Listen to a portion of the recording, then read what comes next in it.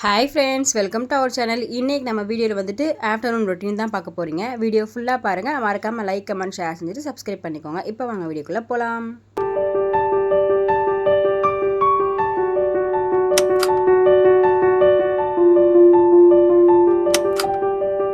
School leave விட்டதும் நம்ம வேலை பார்த்திங்கன்னா ஓவர் டைமாக தான் போயிட்டுருக்கு. நான் வந்துட்டு லாங் வீடியோ போடணும்னு நினச்சிட்டே இருந்து ரொம்ப நாளாக முடியல. சரி இன்றைக்கி போட்டே ஆகணும்னு சொல்லிட்டு தான் நான் வீடியோ எடுத்தேன்.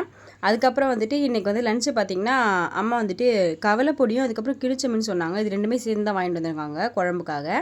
அதுக்கப்புறமா எறா கொஞ்சம் இருந்துச்சு. இன்றைக்கி வந்துட்டு மீன் குழம்பு தான். அதுக்காக புளியுமே கொஞ்சம் நான் ஃபஸ்ட்டே ஊற வச்சுட்டேன். அதுக்கப்புறம் வந்துட்டு கீரையும் வாங்கிட்டு வந்திருந்தாங்க. கீரை வந்துட்டு லைட்டாக கொஞ்சமாக பருப்பு போட்டு கொஞ்சமாக கடைஞ்சிக்கலாம் அப்படின்னு சொல்லிட்டு தான்.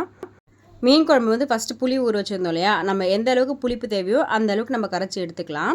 இது ஒருத்தங்க வந்து எல்லாமே வெங்காயம், தக்காளி, தேங்காய்லாம் போட்டு அரைச்சும் செய்வாங்க. நாங்கள் இந்த மெத்தட் தான் செய்வோம். இந்த மெத்தடில் ஒரு தடவை செஞ்சு பாருங்கள், டேஸ்ட்டு சூப்பராக இருக்கும். இப்போ நம்ம எடுத்து வச்சுருந்தோம் இல்லையா புளி, அதை வந்துட்டு ஃபுல்லாகவுமே நம்ம கரைச்சி எடுத்துக்கலாம். அதுக்கப்புறமா புளிப்பு பார்த்துட்டு கொஞ்சம் தண்ணி வேணால் எக்ஸ்ட்ரா சேர்த்துக்கோங்க. அதுக்கப்புறமா வந்துட்டு இதிலே நம்ம தேவையான உப்பு, மஞ்சத்தூள், அதுக்கப்புறமா காஷ்மீர் தூள், குழம்பு நம்மளுக்கு எந்த அளவுக்கு திக்கு வேணுமோ அந்த அளவுக்கு வந்துட்டு நம்ம குழம்பு தூள் சேர்த்துக்கலாம். நாங்கள் வந்துட்டு 2 டேபிள் ஸ்பூன் காஷ்மீர் தூள் சேர்த்துருக்கேன். இப்போ குழம்பு திக்னஸ்க்காக வந்துட்டு ஒரு 3லேருந்து 4 அப்படிலே எக்ஸ்ட்ரா வேணும்னா ஒரு 5 ஸ்பூன் கூட நம்ம சேர்த்துக்கலாம். 5 டேபிள் ஸ்பூன் வந்துட்டு குழம்பு மிளகாத்தூள் சேர்த்துருக்கேன். அதுக்கப்புறமா உப்பு, காரம் எல்லாம் கரெக்டாக இருக்கான்னு ஒரே ஒரு செக் பண்ணிக்கோங்க. லாஸ்ட்டாக பார்த்தீங்கன்னா 2 பழுத்த தக்காளி, அதை வந்துட்டு நல்லா இந்த மாதிரி வந்துட்டு மஸ்ட்டு உள்ளே வச்சுக்கோங்க. அவ்வளோதான், ரொம்பவே ஈஸியான மெத்தட் இது.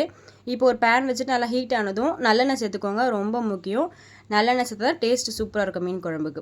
எண்ணெய் வந்துட்டு நல்லா ஹீட் ஆனதுக்கு அப்புறமா கடுகு, அதுக்கப்புறமா வெந்தயம், இது ரெண்டுமே வந்து ஒரு டேபிள் ஸ்பூன் எடுத்துக்கோங்க. அது நல்லா பொரிஞ்சு வந்ததுக்கு அப்புறமா ஒரு 10லேருந்து 15 பல்லு பூண்டு, இது உரிச்சு ரெடியாக வச்சுக்கோங்க. அதுவுமே நம்ம சேர்த்து நல்லா புரிஞ்சு வந்ததும் ஒரு கொத்து வந்துட்டு கருவேப்பிலை சேர்த்துக்கோங்க. இது நல்லா பொரிஞ்சு வந்ததுக்கு அப்புறமா ஒரே ஒரு வெங்காயம் நீங்கள் சேர்த்துக்கோங்க.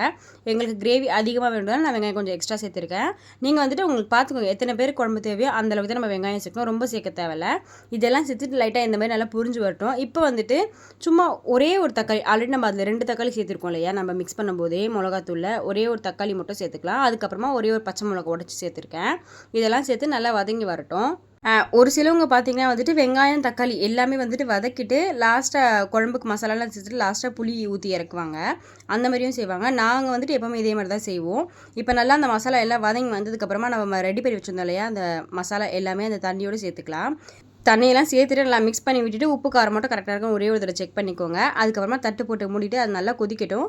அந்த பச்சை வாசனை எல்லாம் போகணும், அது வரைக்கும் கொதிக்கணும். லாஸ்ட்டாக தான் நம்ம மீனை போட்டு இறக்க போகிறோம். இந்த மாதிரி மெத்தடில் ஒரே ஒரு தடவை செஞ்சு பாருங்கள். ரொம்ப ஈஸியுமே குழம்புமே ரொம்ப டேஸ்ட்டாக இருக்கும். இது வந்துட்டு கீரை கடையிலுக்காக தான் ரெடி பண்ணியிருந்தேன்.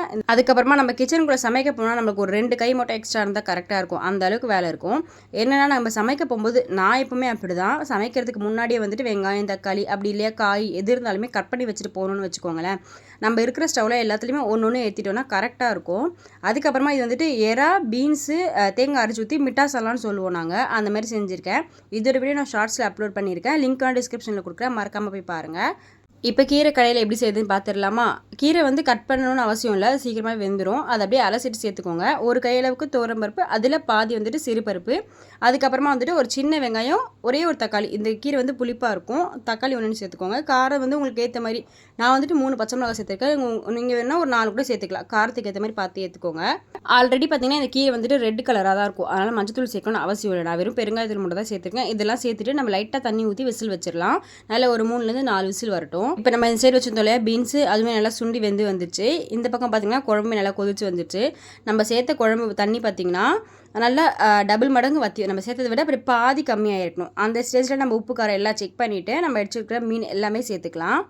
மீன் பார்த்திங்கன்னா ரொம்ப நேரம் வேகணும்லாம் அவசியம் இல்லை, டக்குன்னு வேகிற பொருள் தான். நம்ம சேர்த்துட்டு ஒரு 2-3 நிமிஷம் இருந்தாலும் போதும் எனக்கு தெரிஞ்சு. அப்படி நம்ம ரொம்ப வேக வச்சுன்னு வச்சுக்கோங்களேன், நம்ம குழட்டும் போது மீன் எல்லாமே உடஞ்சி குழம்புலேயே போயிடும். அதனால் வந்துட்டு ரொம்ப வேக தேவையில்லை, ஒரு 2 நிமிஷம் 3 நிமிஷம் குக் ஆனால் போதும். அதுக்கப்புறம் கேஸ் ஆஃப் பண்ணி வச்சிடலாம். இங்கே பாருங்கள், நான் போட்டு 3 நிமிஷம் தான் கரெக்டாக வைப்பேன் எப்போவுமே. அந்த பொடி மீன்லாம் டக்குன்னு வெந்துடும். அவ்வளோதான், மீன்லாம் கீழே இறங்கியாச்சா. இந்த ஸ்டேஜ் பாருங்கள், இப்படி எடுத்தோம்னா நம்ம கரண்டியில் அப்படியே இருக்கணும் மீன். அந்த ஸ்டேஜுக்கு நம்ம ஆஃப் பண்ணி இறக்கி வச்சிடலாம். மீன் குழம்பு எப்படி இருக்குன்னு சொல்லிட்டு மறக்காமல் கமெண்ட்டில் சொல்லுங்கள். அதுக்கப்புறமா நீங்கள் எப்படி செய்வீங்க அப்படின்றதையும் என் கூட கமெண்ட்டில் ஷேர் பண்ணிக்கோங்க. நெக்ஸ்ட் வந்து பார்த்திங்கன்னா நம்ம வந்துட்டு ஒரு ஃப்ளோவில் போயிருப்போம்.